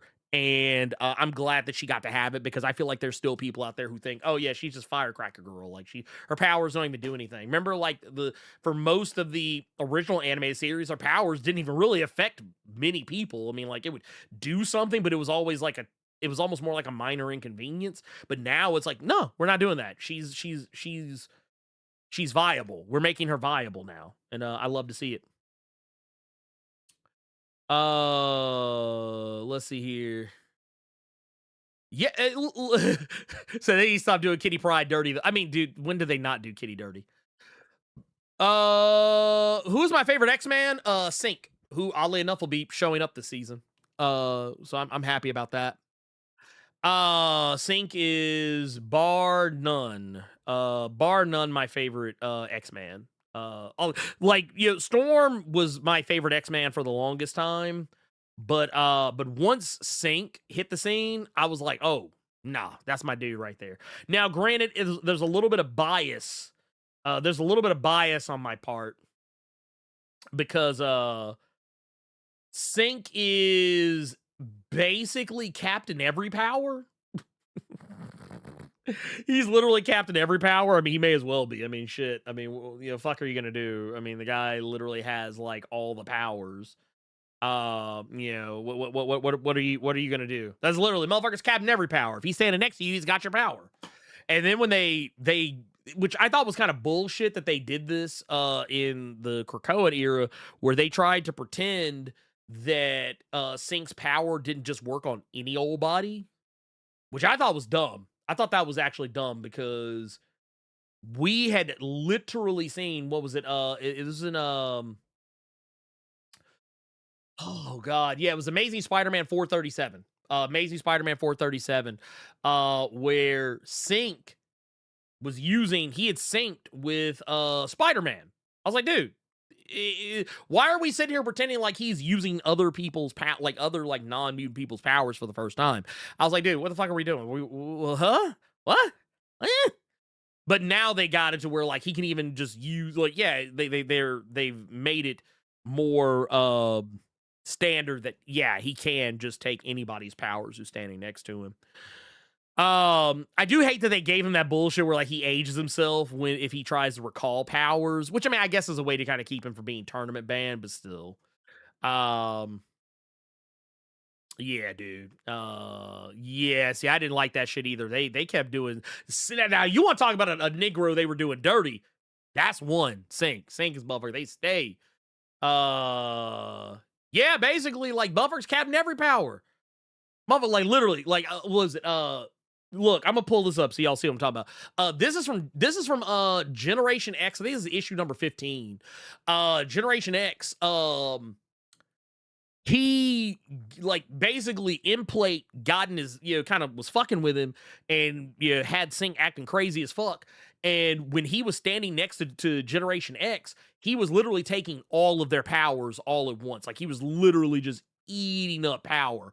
Like you see this shit right here, dude. Literally, he basically got turned into an Implate, and then motherfucker literally had everybody's shit. He was taking Julie's powers, he was taking Husk powers, he was taking literally everybody's shit. Like nobody could fuck with you, boy.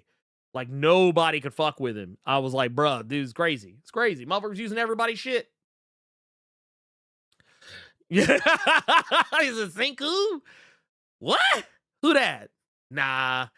I think Tom knows. I think Tom also knows he can't do anything with him. Like Sync is one of those characters, like, for as much as I love him, I get why people have a hard time writing him, because he's literally like a walking cheat code. Like the only way you can you know, take away from him is to, or the only way to like, you know, put him in a bad spot is to take away his abilities. And like you take away his abilities and you're basically fucking him. And you don't want to do that either. But no, I love Sync. I think Sync is a great character. Like I think he is probably one of the more underrated X-Men leaders. Like, I mean, he was leader during like what is ostensibly one of the worst times for mutants, and that was the fall of Krakoa. Fall of X. But yeah, I don't know if we'll ever get Joseph. I don't know if the world is ready for Joseph, because I ain't gonna lie, that was a weird ass time, like having a Magneto clone just walking around. Not to mention, I feel like it would almost undermine any storytelling. Okay, you know what? I'm gonna tell you something I did find strange. There was one thing I did find strange, and it's taken me a minute to get to, or not to get to, but get used to.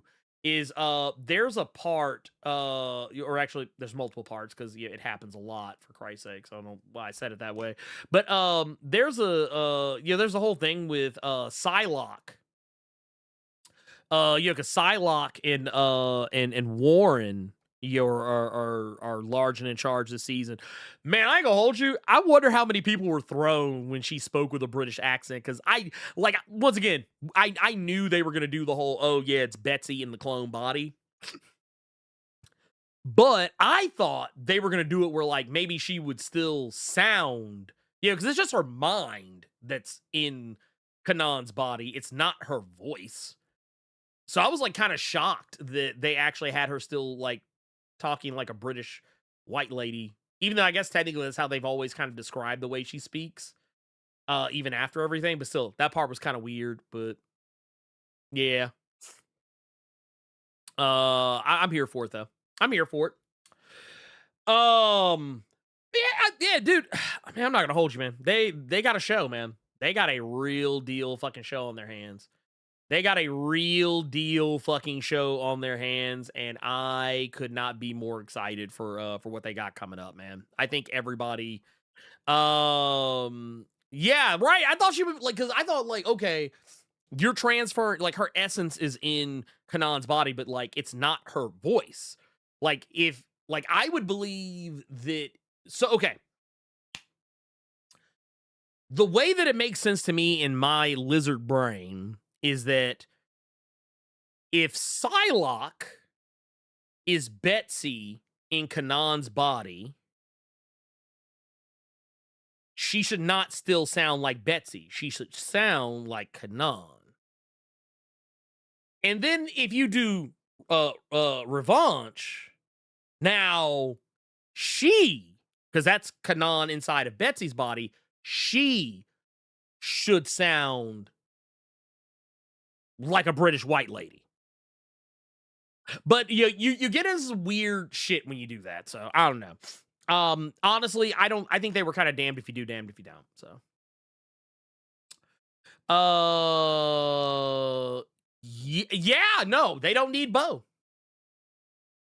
Honestly, I don't like, for as much as people, and I think I was even one of those people who said it at first too, until like I kind of learned better. But I was like, oh man, dude, they're fucked. They are fucked. And no, honestly, this shit kind of slick peak. I ain't gonna hold you. I mean, look, I know X-Men 97 season 1, that was peak, and we haven't gotten through a full season. I'm gonna wait till we get through a full season of X-Men 97 season 2 before I 100% say that we're talking about peak here. But I will definitely say, if we're comparing opening episodes from season 1 to season 2, brother,